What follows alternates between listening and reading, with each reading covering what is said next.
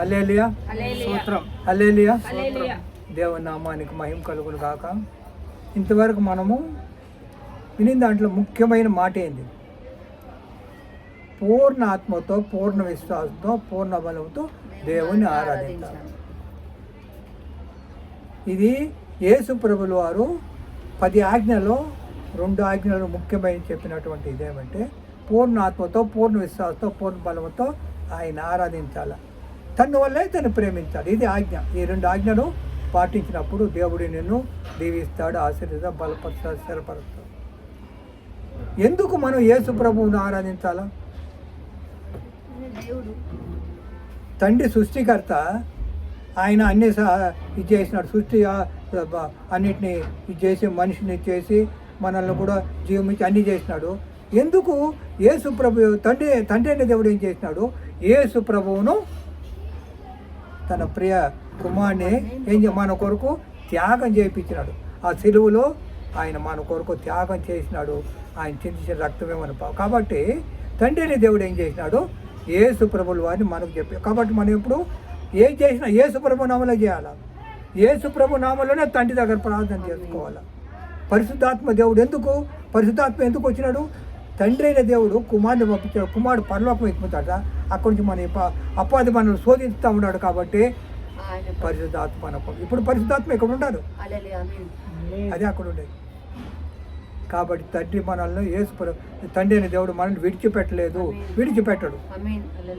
ఇక్కడ రాజైన దావీదు మహారాజు కుమారుడు ప్రసంగి కూడా రాజే.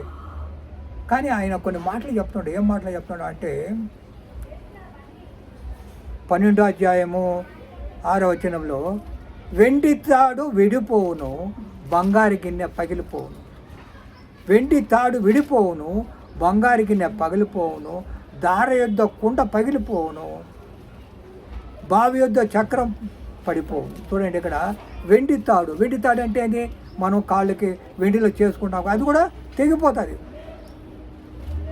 బంగారు గిన్నె కూడా పడిపోతుంది. బంగారు గిన్నెలు ఇప్పుడు ఇక్కడ లేదు. ఆ దినాలు రాజులు బంగారు గిన్నెలు తినేవాడు. ఆ బంగారు గిన్నె కూడా ఏమంటుందా? పగిలిపోతుంది అంట. బంగారు గిన్నె కూడా పగిలిపోతుంది అంట. బావి ఏదో కుండ పగిలి. మీకు అలవాటు ఉందో లేదో, ఆ దినాల్లో మేము నీళ్లు బావిలో చేదుకునేటప్పుడు కుండలేప్పుడు బిందెలు లేదు అట్లా. కాబట్టి అవి కూడా విడిగిపోతాయంట. బావి ఏదో చక్రం పడిపోతుంది. తిరిగి అలేదే అది కూడా పడిపోతుంది. కానీ మన్నైనది వెనుకటి వల్ల మరలా భూమికి చేరును. మన్నైనవి అంటే మనం ఎవరు మన్నతో చేయకుండా కదా, మన్ను తిరిగి ఏం చేస్తాము? ఇప్పుడు నువ్వే కాదు, హిందువులుగా ఉండి, ముస్లింగా ఉండి, కోమటోళ్ళు, పెద్ద తక్కువ కులం ఎవరైనా కానీ చచ్చిపోతే ఏం చేస్తారు?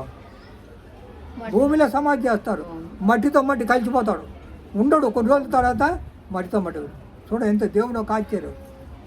కానీ అక్కడ మట్టితో మట్టి కలిసిపోతుంది, కానీ దేవుని ఆత్మ దేవుని దగ్గరికి. ఇది ముఖ్యమైనది. మనలో ఉండే ఆత్మ, దేవుడు ఆత్మ మనకు వచ్చింది. మనల్ని మట్టితో చేసిన తర్వాత నాసికా రంధ్రములో ఆయన జీవవాయువును ఊదినప్పుడు ఆయన ఆత్మ మన లోపలికి వచ్చింది.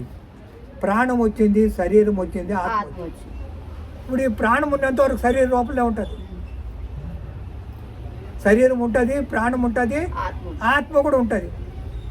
కాబట్టి మూడు ఎక్కడ. కానీ ఇక్కడ ఏమంటున్నా అంటే మన్నైనది వెనుకటి వల్లే మరలి భూమికి చేరును, ఆత్మ దాన్ని ఇచ్చిన దేవుని వద్దకు. ఎంత రహస్యమైన వంటిది ఇది, మనం గ్రహించుకోలేకపోతున్నాం.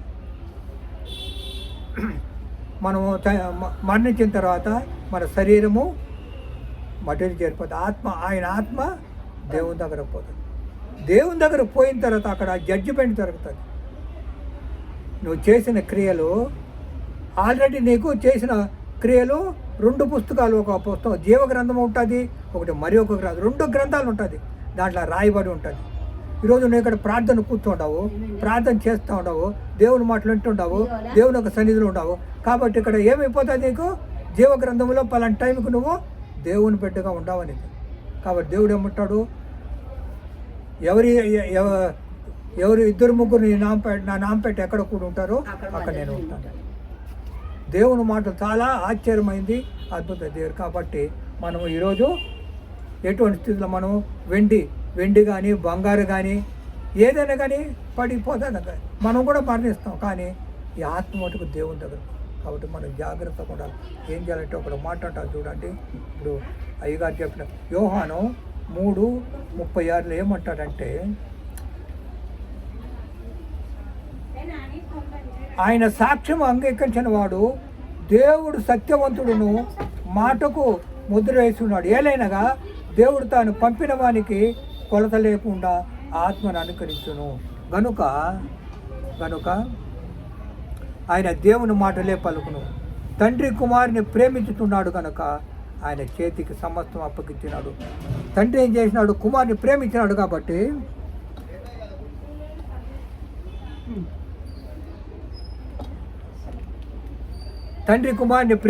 కాబట్టి ఆయన కుమారుడి పైన భారం పెట్టేసినాడు.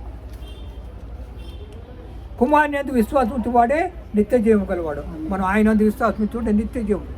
అంతేకాకుండా చూడండి, ఇక్కడ కుమారుని విధేయుడు కానివాడు జీవము చూడడు కానీ దేవుని ఉగ్రత చూస్తాడు. కాబట్టి మనం ఈరోజు దేవుని సన్నిధిలో ఒక పనిముట్టుగా వాడపోవడం, దేవుని మాట పెట్టున్నాం. కాబట్టి మనం ఎక్కడ పోతాం? పరలోక రాజ్యం. జీవ గ్రంథంలో మన పేరు రాయబడుతుంది. మన నిత్య వార్త పరలోక రాజ్యం పోతాం. విశ్వాసం ఉండాలి. కాబట్టి పూర్ణ ఆత్మతో పూర్ణ విశ్వాసం మనం ఆరాధించాలా, మహిమపరచాలా, గణపరచాలి. చూసారా కదా? இந்த உலகத்தில் ஐயா வெண்டி கோல்டு இருக்குது. கோல்டில் நம்ம எல்லாம் பொருள் போட்டுக்கிறோம், அது கூட கட் ஆகிடுது. புரியுதுங்களா?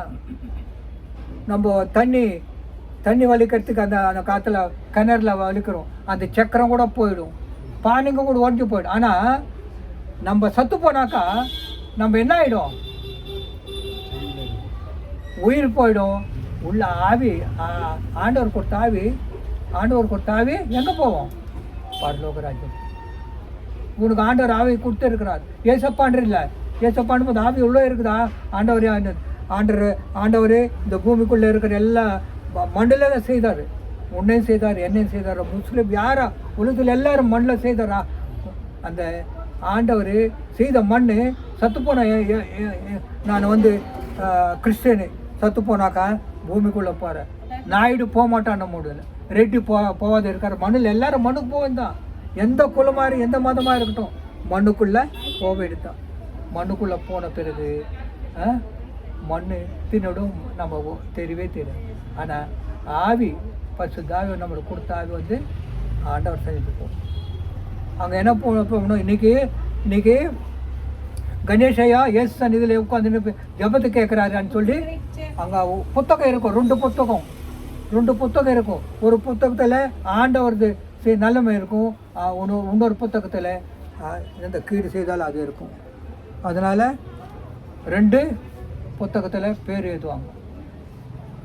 ஏமே 2 புத்தகத்தில் நம்ம பேர் எழுதுவாங்க.